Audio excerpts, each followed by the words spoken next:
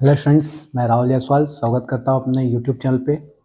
आपके सामने एक क्वेश्चन दिख रहा होगा, जैसे कि आप देख रहे हो फॉर्मेट कि जो हम लोग पढ़ने वाले हैं।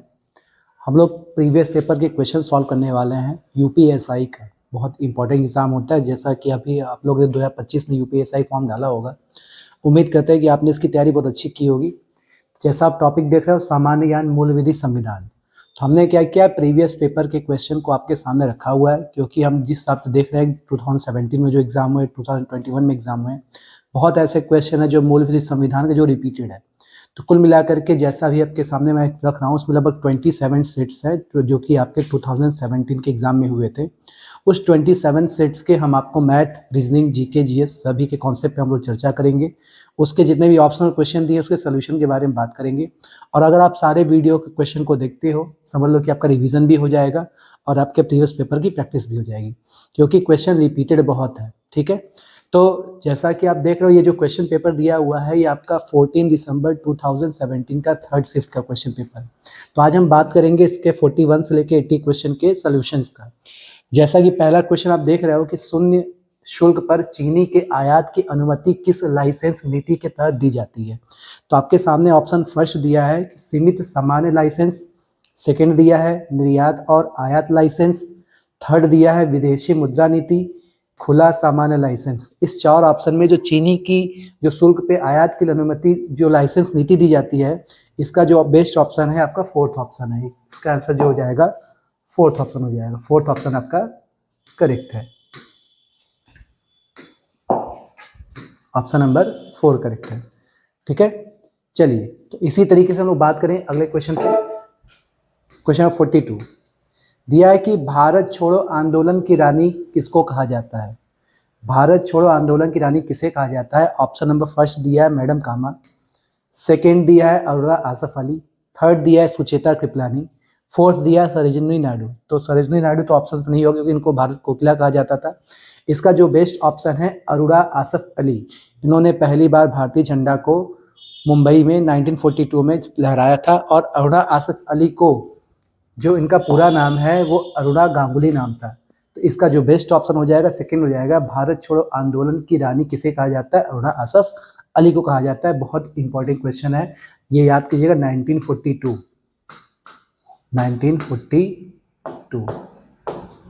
ठीक है, चलिए हम लोग नेक्स्ट कॉन्सेप्ट की ओर बढ़ते हैं। क्वेश्चन नंबर 3 देखते हैं। दिया है कि किस अभ्यारण्य को वेम्बनाड पक्षी के रूप में भी जाना जाता है। एक बार फिर से, किस अभ्यारण्य को वेम्बनाड पक्षी के रूप में भी जाना जाता है। आपके सामने जो 4 ऑप्शन की हम बात करें, ऑप्शन नंबर फर्स्ट है कुमारकोम पक्षी अभ्यारण्य, सेकेंड दिया है वेंदथंगल पक्षी अभ्यारण्य, घटप्रभा पक्षी अभ्यारण्य या घटप्रभा पक्षी अभ्यारण्य। ऑप्शन नंबर 3 और 4 देखो सेम दिया हुआ है, तो जिसका आंसर होगा फर्स्ट हो जाएगा। ये वेम्बनाड जो है ये केरल में, वेम्बनाड झील है केरल में, वहीं पर बहुत अच्छा पक्षी अभ्यारण्य है। ठीक है, इसका जो आंसर हो जाएगा कुमारकोम पक्षी अभ्यारण्य। बहुत इंपॉर्टेंट है, ये स्टैटिक जीके के अंतर्गत आता है। ये वेम्बनाड को भी याद कर लीजिएगा। यहाँ के शायद सांसद हमारे राहुल गांधी जी हैं, बहुत मशहूर है ये भारत में। चलिए क्वेश्चन नंबर 44 की बात करते हैं हम लोग।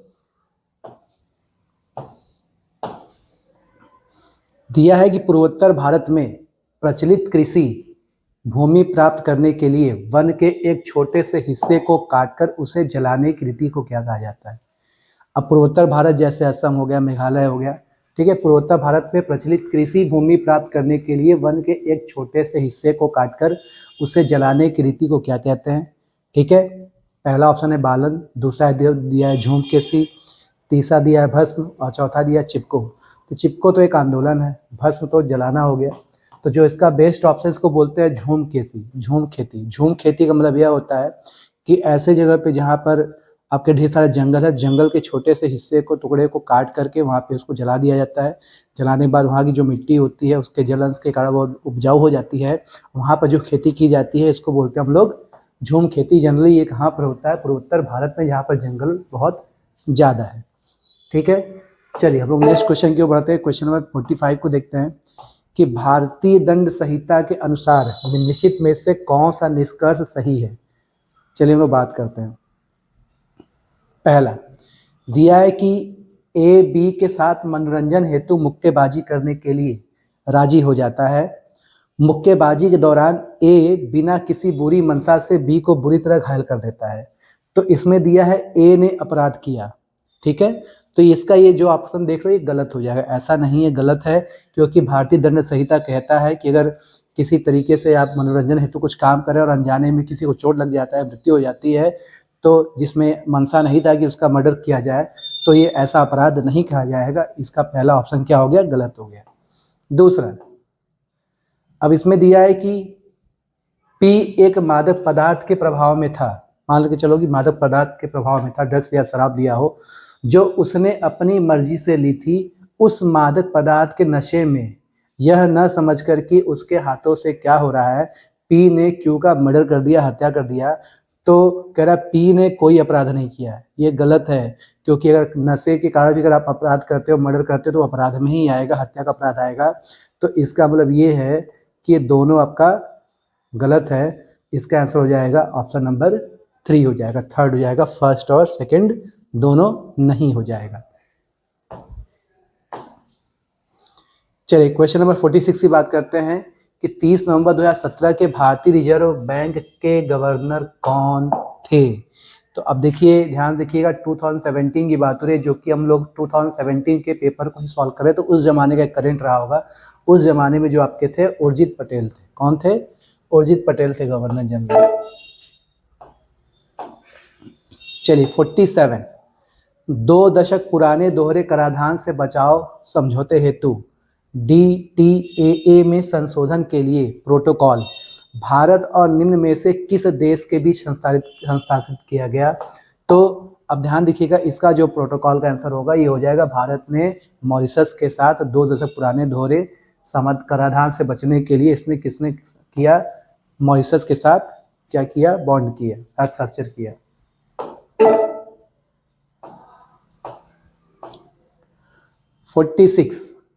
46 में दिया है कि निम्नलिखित में से कौन सा कुल ऊर्जा के उपभोग में न्यूनतम योगदान देता है।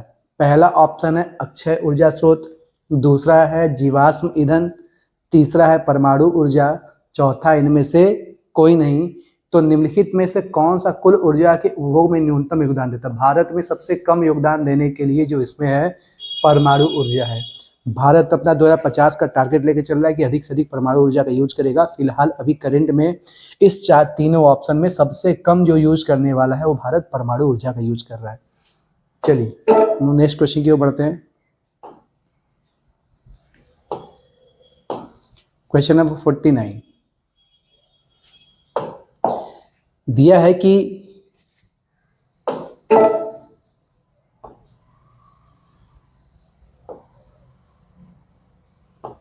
पहले हम सारे ऑप्शन को आपके सामने रखते हैं। क्वेश्चन 49, ठीक है।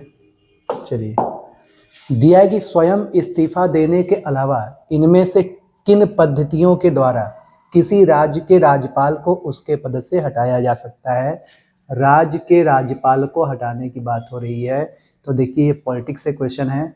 तो राज्य के राज्यपाल को किस तरीके से हटा सकता है, या तो वो इस्तीफा दे दे, इसके अलावा ये राज्यपाल पर महाभियोग का कोई ऑप्शन नहीं है। राष्ट्रपति पर महाभियोग लगा सकते हैं। जो राज्यपाल होता है वो राष्ट्रपति के प्रसाद पर्यंत कार्य करता है। जब तक राष्ट्रपति चाहेगा तो वो राज्यपाल रहेगा, अगर राष्ट्रपति नहीं चाहेगा तो राज्यपाल नहीं रहेगा। राज्यपाल को हटने के 2 तरीके होते हैं, या तो राज्यपाल अपना इस्तीफा दे दे, या तो राज्यपाल को उसके पद से राष्ट्रपति क्या कर दे, हटा दे। जिसका आंसर क्या हो जाएगा, केवल ए हो जाएगा। केवल फर्स्ट के राष्ट्रपति के द्वारा हटाया जा सकता है राज्यपाल। बहुत इंपॉर्टेंट क्वेश्चन है। तो ये था आपका इंडियन पॉलिटिक्स से। फिर दिया क्वेश्चन 50 कि वह कौन सा बजट होता है जिसमें प्रत्येक अवधि के लिए सभी खर्चों को न्यायोचित होना चाहिए। चलिए वह फिर से पढ़ते हैं। वह कौन सा बजट होता है जिसमें प्रत्येक अवधि के लिए सभी खर्चों का न्यायोचित होना चाहिए, मतलब सभी जो डिपार्टमेंट है उसमें न्यायोचित खर्चा होना चाहिए। तो उस बजट को बोलते हैं शून्य आधारित बजट। ये इकोनॉमिक्स का पार्ट है, ये आपके याद करने वाले टॉपिक है। इसको जब बार बार रिवीजन करोगे तो आपको याद हो जाएगा कि वह कौन सा बजट होता है जिसमें प्रत्येक अवधि के लिए सभी खर्चों को न्यायोचित होना चाहिए। तो ये हो जाएगा हमारा शून्य आधारित बजट हो जाएगा। क्वेश्चन नंबर 51 अफ्रीका में कालाहारी किस प्रकार का रेगिस्तान है? कालाहारी रेगिस्तान में यहाँ पर बुशमैन पाए जाते हैं। ठीक है, ये दक्षिण अफ्रीका से कई देशों से जुड़ा हुआ है। कंबोडिया कुछ इस तरीके से देश से जुड़ा हुआ है। तो अफ्रीका में कालाहारी जो होता है ये उपोष्ण कटिबंध रेगिस्तान है। ठीक है, उपोष्ण कटिबंध प्रकार का रेगिस्तान पाया जाता है और यहाँ पर जो निवास लोग करते हैं उस जनजाति को बोलते हैं हम लोग बुशमैन। तो इसका आंसर हो जाएगा उपोष्ण कटिबंधी। चलिए हम लोग 52 की बात करते हैं। जैसा कि आप देखते हो कि यूपीएसआई के एग्जाम में आपके इससे भी रिलेटेड क्वेश्चन आते हैं, यातायात वाले। मूल विधि संविधान के अंतर्गत आता है। रोड पे जब आप चलते हैं तो ढेर सारे सिग्नल दिए होते हैं। तो अगर आप रोड पे चल रहे हो तो इस सिग्नल का मतलब क्या होगा? जैसा कि आप देख रहे हो कि बीच में इसमें टी बना है, तो प्रश्न में ही ऑप्शन छुपा है कि भाई ऑप्शन नंबर 3 देखो कि आगे ये क्या है, टी जंक्शन है। इसका मतलब ये क्या हो जाएगा हमारा, टी जंक्शन हो जाएगा। मतलब आपका एक रास्ता ऐसे हो जाएगा, रास्ता इस तरीके से हो जाएगा। तो इस रास्ते को बोलते हैं हम लोग टी जंक्शन। इस सिंबल का मतलब होता है। तो 52 का आंसर क्या हो जाएगा हमारा, थर्ड हो जाएगा। आगे हमारा टी जंक्शन है। इसी तरीके से हम लोग बात करेंगे क्वेश्चन नंबर 53।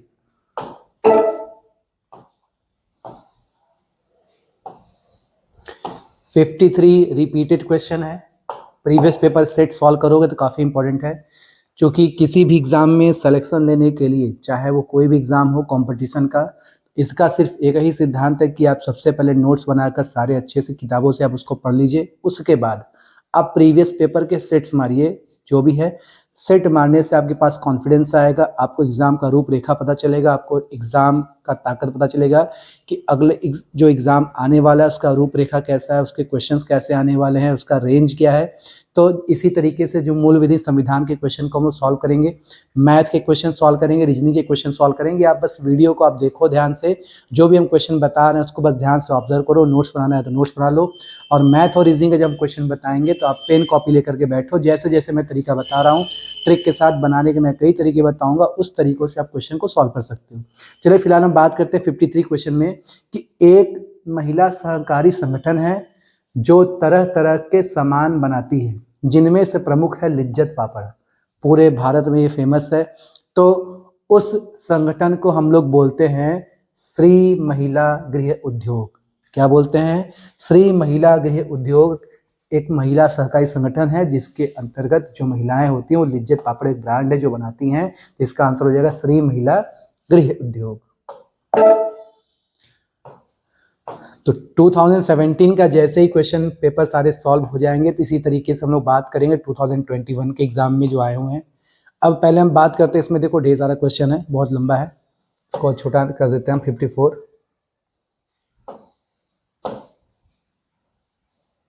चलिए 54 दिया है कि भूमि अधिग्रहण अधिनियम पुनर्वास एवं पुनर्स्थापन 2013 के अनुसार सरकारें जिन उद्देश्यों से भूमि अधिग्रहण कर सकती है, 2013 के अनुसार जो नियम बना था, पहला दिया है कि प्राकृतिक आपदाओं से प्रभावित क्षेत्रों में रहने वाले लोगों के लिए परियोजनाएं। दूसरा दिया है निर्धन एवं भूमिहीन लोगों के लिए आवास परियोजना, जैसे प्रधानमंत्री आवास योजना के तहत कई लोगों को इसमें मिला है आवास। सार्वजनिक प्रयोजन से भी यूज कर सकती है। तो इसका जो बेस्ट ऑप्शन हो जाएगा ए, बी, सी और सी, तीनों माध्यम से सरकार जो है भूमि अधिग्रहण कर सकती है। आपदा के कारण हो सकता है, निर्धन भूमिहीन लोगों के वजह से हो सकता है, या कोई सार्वजनिक प्रयोजन की वजह से भी हो सकता है। सरकार जमीन को 2013 के एक्ट के अनुसार ये आपका अधिग्रहण कर सकती है। रूल है, इसको तैयार कर लीजिएगा। चलिए, तो ये था हमारा क्वेश्चन नंबर 54।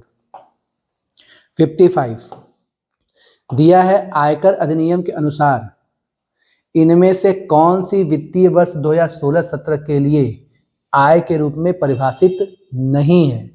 आय के रूप में परिभाषित नहीं है। पहला कि बैंक से ब्याज, वो भी इनकम टैक्स में जाएगा। ठीक, प्राप्त लाभांश, ये भी टैक्स के अंतर्गत जाएगा। तो इसका जो आंसर हो जाएगा, जो पिता से नकदी भेंट मिला है, पिताजी से जो आपको मिलता है पॉकेट मनी या जो पैसा मिलता है, उस पर टैक्स नहीं लगेगा। तो इसका आंसर क्या हो जाएगा हमारा? सी हो जाएगा। पिता से मिली नकद भेंट पर हमारा टैक्स नहीं लगता है। इसका आंसर हो जाएगा ऑप्शन नंबर 2। चलिए, दिया है कि विश्व का सबसे बड़ा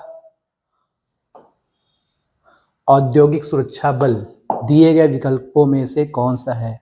अब वर्ड पे ध्यान दीजिएगा कि विश्व का सबसे बड़ा औद्योगिक सुरक्षा बल, ठीक है, तो हमारे भारत में CISF SSC GD की तैयारी करते हैं, जो CPO-SI की तैयारी करते हैं, उसमें जो पोस्टिंग मिलती है CISF मिलती है। ये भारत के हवाई अड्डे, बांध, जो बड़े बड़े इंपॉर्टेंट जगह हैं उसकी सुरक्षा करते हैं, और ये 1969 में स्टार्ट हुआ था इसका। और इसका आंसर क्या हो जाएगा, फर्स्ट, केंद्रीय औद्योगिक सुरक्षा बल CISF। तो सेंट्रल इंडस्ट्रियल सिक्योरिटी फोर्स का फुल फॉर्म है, केंद्रीय औद्योगिक सुरक्षा बल। ये विश्व का सबसे बड़ा औद्योगिक सुरक्षा बल है। चलिए 55 का आंसर पहला हो जाएगा। इसी तरीके से 57 की बात करते हैं। दिया है कि किस मौलिक अधिकार का लक्ष्य है कि सामाजिक विभेद उन्मूलन करना। अब देखिए मौलिक अधिकार से प्रश्न आ गया, ये आपके भाग 3 से जुड़ा हुआ प्रश्न है, ठीक है। चलिए, तो भाग 3 से आर्टिकल 12 से लेकर 35 तक के बारे में चर्चा होता है। तो किस मौलिक अधिकार का लक्ष्य है कि सामाजिक विभेद उन्मूलन करना, ठीक है। तो सामाजिक विभेद में धर्म तो आएगा नहीं, शोषण तो आएगा नहीं, स्वतंत्रता तो आएगा नहीं, तीनों ऑप्शन चला गया। तो सामाजिक विभेद का मतलब है कि भाई समाज में विभेद है उसको समान कर दिया जाए, समानता के बारे में बात कर रहा है, प्रश्न में ही उत्तर है। तो इसका आंसर क्या हो जाएगा, पहला, समानता का अधिकार, ठीक। तो ये भाग 3 से लिया गया है। 12 से लेके 35 के अंदर भाग 3 के क्वेश्चन आते हैं, जिसमें 6 प्रकार के आपके मौलिक अधिकार सरकार ने दिया हुआ है, ठीक है। चलिए, तो इसका आंसर हो जाएगा समानता का अधिकार। 58 कंप्यूटर से दिया है, निम्नलिखित में से कौन सा संबंध परक डेटाबेस है। तो संबंध परक जो डेटाबेस है वो सबसे ज्यादा यूज होने वाला पूरे वर्ल्ड में वो है MySQL, सीक्वेंशियल कुछ ऐसे करके लैंग्वेज है, सीक्वेंशियल का फुल फॉर्म नहीं आ रहा है, सीक्वेंशियल कुछ करके लैंग्वेज है, SQL का फुल फॉर्म। तो 58 का जो आंसर हो जाएगा पहला हो जाएगा, निम्नलिखित में से कौन सा संबंध परक, ये बिजनेस में भी यूज होता है ना, कॉमर्शियल भी इसका यूज होता है। तो 58 का आंसर हो जाएगा हमारा फर्स्ट, MySQL। इसी तरीके से 59 कह रहा है कि एक सॉफ्टवेयर है जो आप पर जासूसी करता है ताकि इंटरनेट पर वह आपकी गतिविधियों को भांप सके और उनके मुताबिक आपके सिस्टम में विज्ञापन ला सके। जैसे कि आप इंस्टाग्राम देखो या यूट्यूब पे देखो, तो आप देखोगे इंस्टाग्राम यूट्यूब पे जगह शॉर्ट्स देखते हो, तो जिस तरीके का शॉर्ट्स आप बार बार देखते हो तो यूट्यूब और इंस्टाग्राम समझ जाता है वो क्या होता है, वो एडवेयर होता है। क्या होता है, एडवेयर, एड मतलब प्रचार, एडवेयर होता है। वो आपके स्क्रॉलिंग से समझ जाता है कि आप किस में इंटरेस्ट रखते हो, किस प्रकार के रील में इंटरेस्ट रखते हो, किस प्रकार के शॉर्ट्स में इंटरेस्ट रखते हो। तो अब उसी से रिलेटेड सारे शॉर्ट्स, सारे रील्स आपको बार बार वो दिखाएगा, ठीक है। तो ऐसे कंटेंट को हम लोग बोलते हैं क्या होता है, ये एडवेयर के अंतर्गत वो आता है जो आप पर निगरानी करता है, ठीक है। चलिए 59 का आंसर हो जाएगा हमारा फर्स्ट। चलिए अब बात करते हैं 60 का। दिया है कि भारत सरकार कार्य आवंटन नियम 1961 के अनुसार केंद्र शासित प्रदेशों में सभी वैधानिक, वित्तीय, बजट इत्यादि मामलों के लिए प्रमुख मंत्रालय कौन सा है। तो वित्तीय बजट मामले में वित्त से मतलब रक्षा तो होगा नहीं, गलत ऑप्शन। गृह मंत्री तो होगा नहीं, मानव संसाधन तो होगा नहीं, इसका आंसर वित्त से जुड़ा हुआ तो वित्त मंत्रालय हो जाएगा। तो बहुत क्वेश्चन ऐसे हैं जिसके वर्ड को अगर आप ध्यान से कनेक्ट करो तो प्रश्न में ही उसका उत्तर छुपा हुआ है। तो ये जो वित्त मंत्रालय हो जाएगा, यही आपके केंद्र शासित प्रदेशों में जितने भी वित्तीय बजट है उसका देखरेख करता है। ये तो क्वेश्चन आसान था, 60 का 3 हो जाएगा। चलिए 61 देखिए, दोबारा क्वेश्चन आ गया कि भारत में किसी भी राज्य के राज्यपाल पद पर नियुक्त होने वाली सबसे प्रथम महिला कौन थी। भारत कोकिला इसमें से किसको कहा जाता है, सरोजनी नायडू को। तो 61 का आंसर हो जाएगा पहला, सरोजनी नायडू को सबसे पहला क्या बना दिया था, भारत के राज्य के राज्यपाल बना दिया गया था। 61 का आंसर क्या हो जाएगा हमारा, फर्स्ट हो जाएगा। चलिए, तो क्वेश्चन सिंपल टफ था। अब हम बात करेंगे सीधे क्वेश्चन नंबर 62 और 64 को एक साथ, दो क्वेश्चन एक साथ। चलिए, हिंदू कानून ग्रंथ दाय भाग किसने लिखा। हिंदू कानून ग्रंथ मूल विधि संविधान से जुड़ा हुआ है, दाय भाग किसने लिखा, ये आपका दिया है जिमृत वाहन। इन्होंने लिखा था कि पिता के मृत्यु के बाद जो संपत्ति होती है वो बच्चों में उनके बेटे को ही दी जाती है। ठीक है, कुछ इस तरीके से उन्होंने कॉन्सेप्ट दिया हुआ था। तो हिंदू कानून ग्रंथ में उन्होंने इस बात की चर्चा की थी। तो दाय भाग किसने लिखा? जिमूत वाहन ने लिखा। फिर दिया हुआ है केंद्र शासित प्रदेश अंडमान एंड निकोबार द्वीप समूह किसके अंतर्गत आता है? तो आप देखिएगा, जो अंडमान निकोबार अगर आपको जाना हो तो आपको कलकत्ता से ही जाना होगा। ठीक है, तो ये आपका किसके अंतर्गत आएगा? कोलकाता उच्च न्यायालय के अंतर्गत आएगा। तो अंडमान निकोबार द्वीप समूह जो है किसके न्यायाधिकार क्षेत्र में आएगा? कोलकाता उच्च न्यायालय के अधिकार क्षेत्र में आता है। तो इसका आंसर हो जाएगा 63 का फर्स्ट हो जाएगा। चलिए, तो 62 में जिमूत वाहन हिंदू कानून ग्रंथ के बारे में उन्होंने बताया था, और केंद्र शासित प्रदेश अंडमान और निकोबार द्वीप समूह जो है कोलकाता उच्च न्यायालय के अंतर्गत आता है। चलिए, अब बात करेंगे 64। चलिए, किस न्यायिक मामले में उच्चतम न्यायालय ने यह माना है कि बलात्कार या बलात्कार के प्रयास के किसी भी मामले में समझौते का विचार क्या है? अवैध है। तो उच्चतम न्यायालय ने ऐसे सभी मामलों में मध्यस्थता की संभावना को खारिज कर दिया गया। तो ये जो बलात्कार के मामले होते हैं, इसमें कभी होता है, जैसे मान लीजिए कोई क्रिमिनल एक्टिविटी या कुछ भी ऐसा मामले हो जाते हैं तो पुलिस चाहती है कि इसको मध्यस्थता करके इसको खत्म कर दे। तो लेकिन ये जो मामला था मध्य प्रदेश राज्य बनाम मदन लाल का ये मैटर था। इसमें बलात्कार के प्रयास के किसी भी मामले में समझौता का जो विचार है, आप इसके उच्चतम न्यायालय ने क्या कर दिया? इसको खारिज कर दिया। वो मामला किसका था? मध्य प्रदेश राज्य बनाम मदन लाल। ये इंपॉर्टेंट क्वेश्चन है, ये मूल विधि संविधान के अंतर्गत आ जाता है। चलिए, तो 64 का आंसर 3 था, मध्य प्रदेश राज्य बनाम मदन लाल। इसी तरीके से क्वेश्चन नंबर 65, आर्टिकल नंबर 22।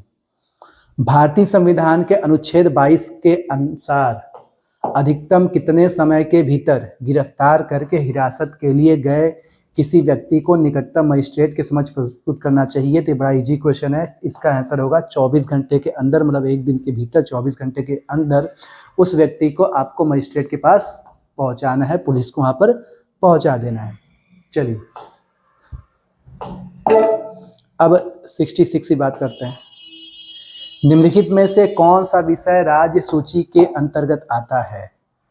राज्य सूची, तो आप देखे होंगे कि लगभग 250 के लगभग आर्टिकल में समथिंग आपका सूची है, केंद्र सूची है, राज्य सूची है और समवर्ती सूची है। तो जो समवर्ती सूची होती है, केंद्र राज्य मिलकर इस पर कानून बनाते हैं, जबकि सारा पावर जो होता है वो केंद्र के ही हाथ में होता है। तो सबका अपना डिपार्टमेंट बांट दिया गया। इसमें बहुत मतभेद था, लेकिन जब इसको पढ़ेंगे तो बहुत मजेदार टॉपिक है कि केंद्र किस पर अधिनियम बना सकता है, केंद्र के अंडर में क्या क्या है, राज्य के अंडर में क्या क्या, केंद्र और राज्य के अंडर में क्या है। तो दिया निम्नलिखित में से कौन सा विषय राज्य सूची के अंतर्गत आता है? तो इसका हो जाएगा ये पथ कर, टोल टैक्स जो होता है वो राज्य सूची के अंतर्गत आता है।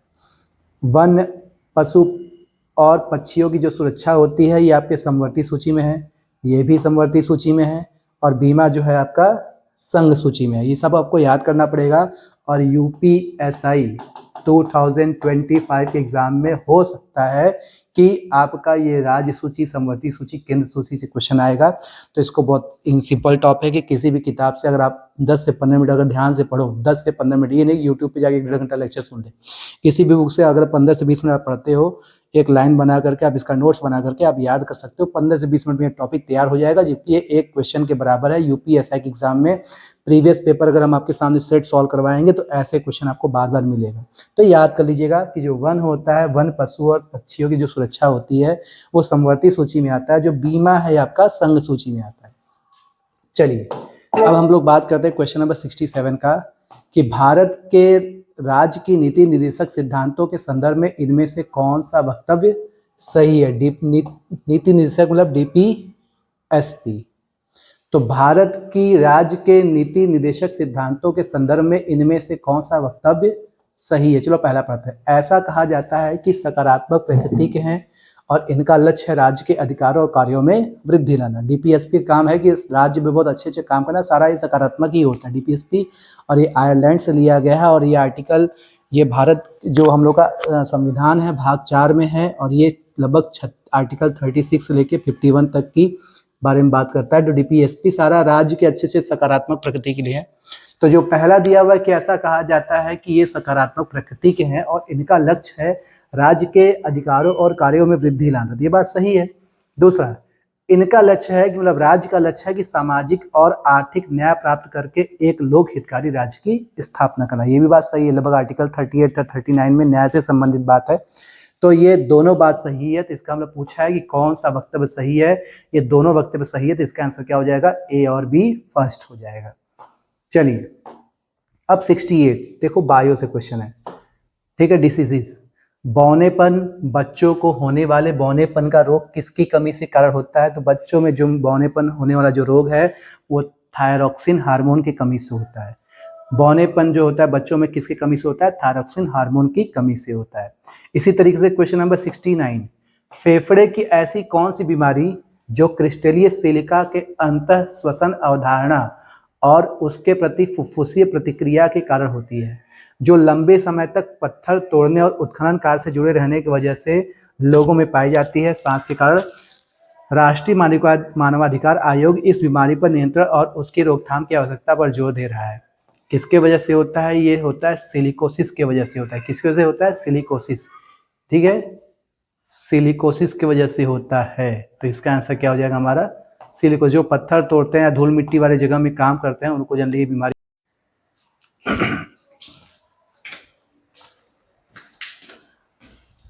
चलिए बात करते हैं क्वेश्चन नंबर 70 में कि इनमें से कौन भारत के राष्ट्रपति के चुनाव के लिए गठित निर्वाचक मंडल का हिस्सा नहीं है।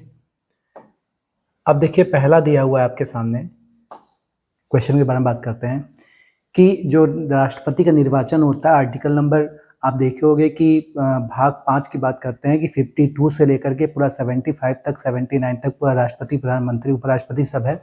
उसी में बात किया हुआ है कि राष्ट्रपति का जो निर्वाचन होता है वो किस तरीके से होता है, कौन कौन भाग नहीं लेता।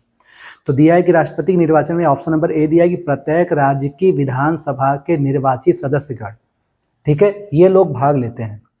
दिया है प्रत्येक द्विसदनीय, द्विसदनीय मतलब होता है किसी राज्य में एक सदन या दो सदन होता है, तो प्रत्येक द्विसदनीय राज्य की विधान परिषद के निर्वाचित सदस्य। तो ध्यान दीजिएगा कि राष्ट्रपति के चुनाव में विधान परिषद के लोग नहीं होते हैं, तो ऑप्शन नंबर क्या हो जाएगा, पी हो जाएगा। आइए सी भी देख लेते हैं। केंद्र शासित प्रदेश दिल्ली, पांडुचेरी विधानसभाओं के निर्वाचित सदस्य, ये लोग भी भाग लेते हैं राष्ट्रपति के चुनाव में, लेकिन विधान परिषद के जो निर्वाचित सदस्य होते हैं वो भाग नहीं लेते हैं। तो 70 का आंसर हो जाएगा केवल बी, ठीक है। चलिए 71 की बात करते हैं।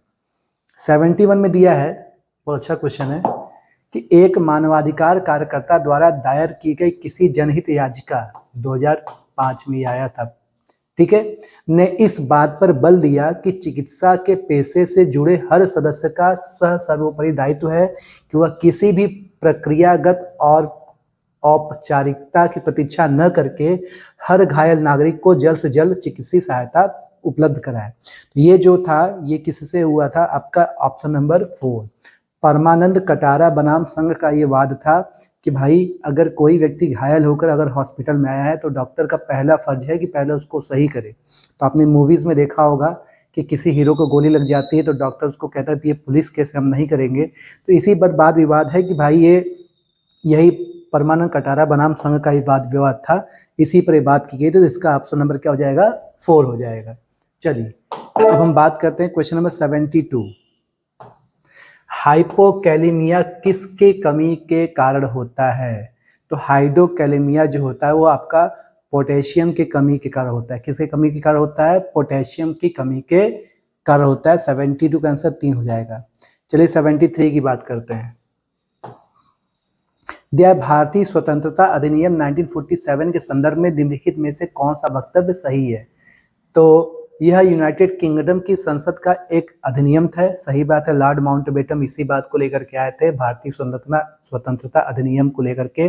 फिर दिया है बी, इस अधिनियम का एक प्रमुख प्रावधान था कि ब्रिटिश भारत को 15 अगस्त 1947 से 2 नए पूर्णतः संप्रभुता संपन्न अधिराज्य भारत एवं पाकिस्तान विभाजित करना था। तो ये बात दोनों सही है। 73 का आंसर क्या हो जाएगा आपका, फर्स्ट एंड सेकंड दोनों ऑप्शन सही है। ये इजी क्वेश्चन था। 74, राज्यसभा के मनोनीत सदस्यों के संदर्भ में निम्नलिखित में से कौन सा वक्तव्य सही है। राज्यसभा के मनोनीत सदस्यों के दिया हुआ है भारत के राष्ट्रपति के चुनाव में उन्हें मत देने का अधिकार नहीं है, गलत बात है। भारत के उपराष्ट्रपति के चुनाव में उन्हें मत देने का अधिकार है, सही बात है। तो ये गलत है और ये क्या है, सही है। ठीक, रुको रुको रुको रुको, ध्यान देखना, दोनों बात सही है। राज्यसभा के मनोनीत सदस्य जो 14 लोगों को राष्ट्रपति मनोनीत करता है अलग अलग चीज़ों से, राज्यसभा में तो मनोनीत करते हैं हमारे राज्यपाल, तो जो मनोनीत सदस्य होते हैं वो राष्ट्रपति के चुनाव में भाग नहीं लेते हैं, ये बात सही है। और वो लोग किसके में भाग लेते हैं, उपराष्ट्रपति के चुनाव में वो लोग भाग लेते हैं, ये भी बात सही है। इसका मतलब ये क्या हो गया कि ए और बी दोनों क्या है, सही है। एक बार फिर इस क्वेश्चन पे ध्यान दीजिएगा, राज्यसभा के मनोनीत सदस्य जो होते हैं वो राष्ट्रपति के चुनाव में भाग नहीं लेते हैं, जबकि उपराष्ट्रपति के चुनाव में भाग लेते हैं। देखिए 2 क्वेश्चन चुनाव वाला आ गया, ठीक है। तो ये आपका 74 का ऑप्शन नंबर क्या हो जाएगा, 4 हो जाएगा। चलिए अब हम बात करते हैं 75 का। चलिए, सूचना का अधिकार RTE 12 अक्टूबर 2005 ये एक्ट आया था, ये बड़ा इंपॉर्टेंट है। अधिनियम के तहत किसी लोक सूचना एवं एक सूचना प्रार्थी प्रथम अपीलीय प्राधिकरण के पास अपनी अपील दर्ज करा सकता है। वो उसकी सुनवाई कितने दिन के अंदर होना चाहिए, 30 दिन के अंदर दर्ज करा सकता है। तो ये दिया हुआ है कि अधिनियम के तहत किसी लोक सूचना एवं सूचना प्रार्थी प्रथम अपीलीय प्राधिकरण के पास अपनी अपील दर्ज करा सकता है, मतलब 30 दिन के अंदर उसको उसका सुनवाई होना जरूरी है। तो 75 का आंसर क्या हो जाएगा, 30 डेज। चलिए अब 76 की बात करते हैं। निम्नलिखित में से कौन सा कृषि उत्पादकता में गिरावट के लिए एक कारक नहीं माना जाता। ऑप्शन दिया है निर्वाह खेती, निर्वाह खेती को समझ लीजिए, मिट्टी की प्रकृति, जनसंख्या का ज़्यादा दबाव, भाई जनसंख्या ज़्यादा बढ़ेगा तो खेती गिरावट होगी, ये तो बात सही है। प्रदूषण के कारण भी खेती में गिरावट हो रहा है, ये भी बात सही है। मिट्टी की प्रकृति भी खराब हो रही है, पॉलिथीन ये सब जो मिट्टी मिला दिया जाता है। निर्वाह खेती कारण ये खराब नहीं हो रहा। निर्वाह खेती का मतलब यह होता है कि ऐसी जनसंख्या जो केवल डिपेंडेंट हो खेती के लिए, तो ये खेती खराब क्यों करेंगे। तो निर्वाह खेती जो है इसका कारण नहीं है, मिट्टी की प्रकृति कारण है, जनसंख्या का दबाव कारण है, प्रदूषण है, लेकिन निर्वाह खेती कारण नहीं है। तो 76 का आंसर क्या हो जाएगा, फर्स्ट हो जाएगा। चलिए अब हम बात करते हैं 77। भारतीय संविधान के अनुच्छेद 148 के अंतर्गत, अनुच्छेद 148 आर्टिकल 148 बहुत इंपॉर्टेंट है, स्थापित वह कौन सा प्राधिकरण है जो भारत सरकार के सभी प्राप्तियों और व्यय का लेखा परीक्षण करता है। लेखा परीक्षण वर्ड पे ध्यान दीजिएगा, लेखा परीक्षण करता है। तो ये तो CBI ये तो करेगा नहीं, क्राइम से संबंधित है। ये भी नहीं करेगा CBC, घूसखोरी से संबंधित है। ये लेखा, एक वर्ड देखिए यहाँ पर लेखा है कि यहाँ लिखा CAG, CAG, controller general of India CAG करता है। तो 77 का आंसर क्या हो जाएगा, 3। और याद कर लीजिएगा 148, 149, 150 और 151 कुछ इसी तरीके से इसी पर ही आधारित है, एक बार पढ़ लीजिएगा आर्टिकल। तो 77 का आंसर क्या हो जाएगा, 3 हो जाएगा। चलिए अब 78 दिया है कि वर्णित में से नीति आयोग के पदेन अक्षत कौन होते हैं। तो वर्णित में से नीति आयोग का जो पदेन अध्यक्ष की बात हो रहा है, तो सबसे पहले हम बात करते हैं कि जो नीति आयोग है 2015 से लॉन्च हुआ, नरेंद्र मोदी ने लॉन्च किया था, प्रधानमंत्री जी ने। और ये आया कहाँ से था, जैसे माननीय जवाहरलाल नेहरू जी ने योजना आयोग के बारे में बात की थी, तो प्रधानमंत्री नरेंद्र मोदी जी जब आए, प्रधानमंत्री बने 2014 में, इन्होंने नीति आयोग को कन्वर्ट, जो योजना आयोग था उसको हटा करके उन्होंने क्या बना दिया, नीति आयोग। जो इसके अध्यक्ष होते हैं प्रधानमंत्री होते हैं।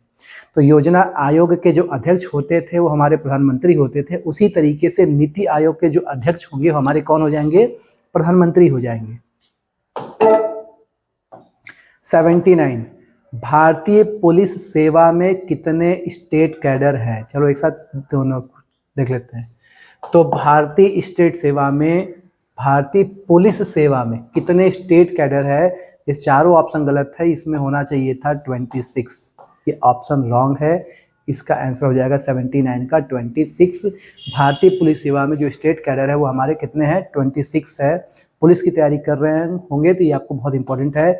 ESOP में जो ई का जो फुल फॉर्म है एम्प्लॉई है, ई का जो फुल फॉर्म है वो क्या है, एम्प्लॉई है। ई जो रिप्रेजेंट करेगा किसको रिप्रेजेंट करेगा, एम्प्लॉय को रिप्रेजेंट करेगा। तो चलिए, तो ये था आपका 14 दिसंबर 2000 17 का ये एग्ज़ाम था, थर्ड शिफ्ट में।